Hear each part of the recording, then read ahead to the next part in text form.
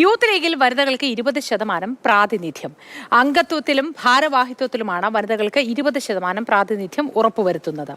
Youth league സംസ്ഥാന council അംഗീകരിച്ച് ഭരണഘടന ഭേദഗതി ചെയ്തു. മുഹമ്മദ് ഷഹീദ് വിവരങ്ങളുമായി ചേരുന്നു. Shaheed, good morning. വിഷു ആശംസകളും. ഈ ഭേദഗതിയുമായി ബന്ധപ്പെട്ട വിശദാംശങ്ങൾ എന്തൊക്കെയാണ്?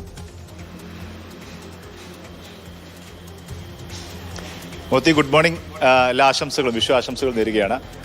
സ്ത്രീ പ്രാതിനിധ്യം, വനിതാ പ്രാതിനിധ്യം സംബന്ധിച്ച വളരെ സുപ്രധാനമായ ഒരു തീരുമാനമാണ് ഇപ്പോൾ മുസ്ലിം യൂത്ത് ലീഗിന്റെ ഭാഗത്ത് നിന്ന് ഉണ്ടായിരിക്കുന്നത്. അതായത് ശാഖാ തലം മുതൽ, അതായത് പ്രാഥമിക കമ്മിറ്റിയായ ശാഖാ തലം മുതൽ തന്നെ സംസ്ഥാന കമ്മിറ്റി വരെ 20% ഭാരവാഹിത്വത്തിൽ 20% സംവരണം ഏർപ്പെടുത്താനാണ് ഇപ്പോൾ സംസ്ഥാന കമ്മിറ്റി തീരുമാനിച്ചിരിക്കുന്നത്. സംസ്ഥാന കമ്മിറ്റി നേരത്തെ തീരുമാനമെടുത്തിരുന്നു. കഴിഞ്ഞ ദിവസം ചേർന്ന സംസ്ഥാന കൗൺസിൽ ഇതിന് അംഗീകാരം നൽകി. ഇതോടുകൂടി മുസ്ലിം യൂത്ത് ലീഗിന്റെ ഭരണഘടന അതിനനുസരിച്ച് ഭേദഗതി ചെയ്യുന്ന സാഹചര്യത്തിലേക്ക് പോയി. അതായത് ശാഖാതലം മുതൽ നേതൃതലത്തിൽ ഭാരവാഹി തലത്തിൽ 20% സംവരണം എന്നുള്ളത് ഒരു രാഷ്ട്രീയ സംഘടന സംബന്ധിച്ചിടത്തോളം സുപ്രധാനമാണ്.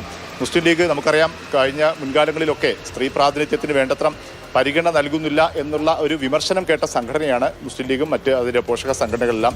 ഹരിത വിവാദ കാലത്തൊക്കെ നമ്മളത് ഏറെ ചർച്ച ചെയ്താണ്. പക്ഷേ അതിൽ വലിയൊരു മാറ്റം ഉണ്ടാക്കാൻ വേണ്ടി ഇപ്പോൾ സംഘടന തീരുമാനിച്ചിരിക്കുന്നു. നേരത്തെ തന്നെ മുസ്ലിം ലീഗ് പോഷക സംഘടനകളുടെ ഭാരവാഹിത്വത്തിൽ അല്ലെങ്കിൽ അതിലേക്ക് 20% ഒരു സംവരണം ഏർപ്പെടുത്തണമെന്ന് മുസ്ലിം ലീഗ് നിർദ്ദേശിച്ചിരുന്നു. അതിപ്പോൾ യൂത്ത് ലീഗ് നടപ്പാക്കുന്നു എന്നുള്ളതാണ് വളരെ പ്രധാനപ്പെട്ട കാര്യം. അടുത്ത മാസം മുതൽ തന്നെ അവരുടെ മെമ്പർഷിപ്പ് ക്യാമ്പയിനുകൾ തുടങ്ങുകയാണ്.